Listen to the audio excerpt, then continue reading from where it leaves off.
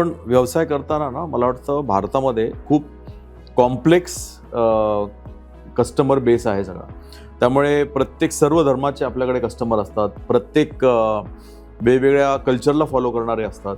आणि बऱ्याचदा आपण अशी उदाहरणं बघितलेली आहेत की एखादा लीडर चुकून एखादं काहीतरी स्टेटमेंट करतो आणि बरेचसे प्रोडक्ट्स त्याच्यापासून लांब जातात किंवा त्याचे कस्टमर लगेच हल्लीच एक मोठं एक्झाम्पल झालं ऑनलाईनमध्ये की एक जो व्यक्ती जो एक सोशल मीडिया चालवत होता त्यांनी एक चुकीची कमेंट केली आणि लाखांमध्ये सबस्क्रायबरनी त्याच्यापासून दूर केलं.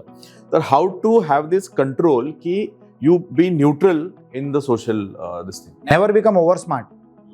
आपल्याला कधी कधी असं वाटतं की आपण यशाच्या शिखरावर पोचलोय तर you can get away with anything.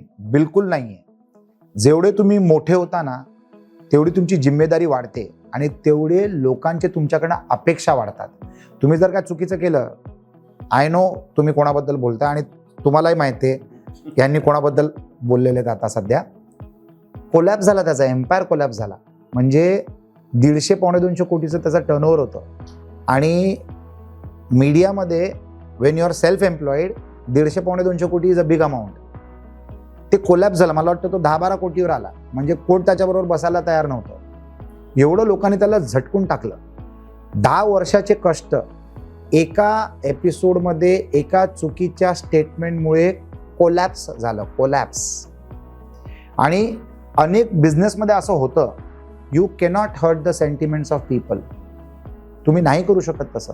ही तुमची सोशल जिम्मेदारी आहे that you have to be in your best behaviour.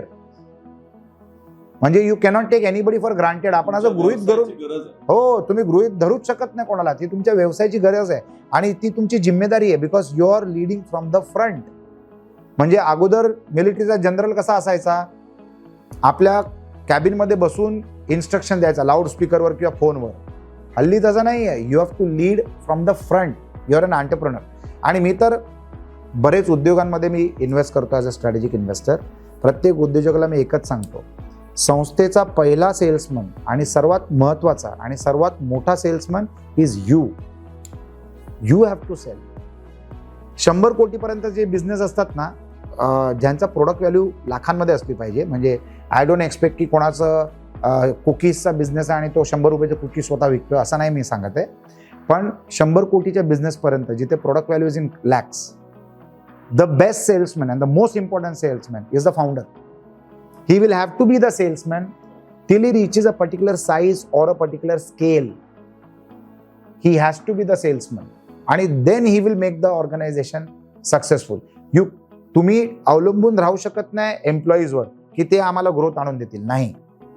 तुमचं प्रोडक्ट जर आहे 100 कोटीपर्यंत तुमचा टर्नओव्हर पोहोचलेला आहे तर you are the best salesman of your organisation depending on your ticket size obviously. आणि ह्याची जाणीव असणं गरजेचं आहे. तर you have to be in the best shape. म्हणजे नेहमी तुम्ही आता सांतेस पा कुझिन नावाचे माझे रेस्टॉरंट्स आहेत. रेस्टॉरंट हेल्दी फूड देतं आणि मी अनहेल्दी दिसायचो. म्हणजे माझं वजन 101 किलो झालेलं. तर आय पुट सिन्सिअर एफर्ट्स की जर मी माझ्या ब्रँडबद्दल बोलतोय I need to match the brand. असं नाही की मी सुटलोय सगळ्या बाजूनी आणि मी सांगतो we feed healthy food to people वगैरे वगैरे. तर you have to match what you are doing. You have to match what you are doing. मी मस्करी करायचो माझ्या एका मित्राबरोबर. विवेक मेंडोनचा माझाही मित्र आहे, आपलाही मित्र आहे. Lawrence and Mayo is one of my favourite companies. It's a fantastic brand. तर मी त्याला सांगायचो तुझा चष्म्याचा बिझनेस आहे, तू तरी चष्मा घालायला सुरू कर, जरी नंबर नसला तरी 0 नंबरचा घाल. आणि तो घालायला लागला.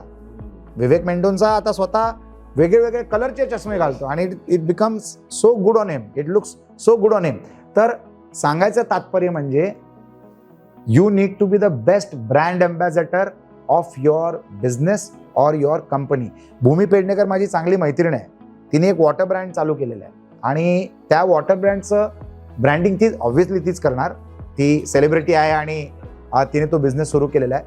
पण ज्या पद्धतीने ती करते ना, ॲक्वा नावाचा ब्रँड आहे तिचा, ज्या पद्धतीने ते करते ना it's superb.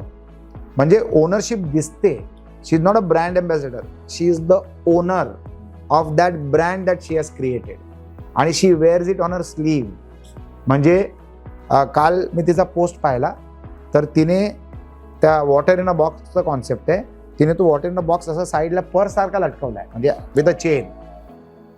You get me? तर as a entrepreneur you need to show yourself in the best possible way with your product. आता माझं AR माझी ब्रँडिंग आहे.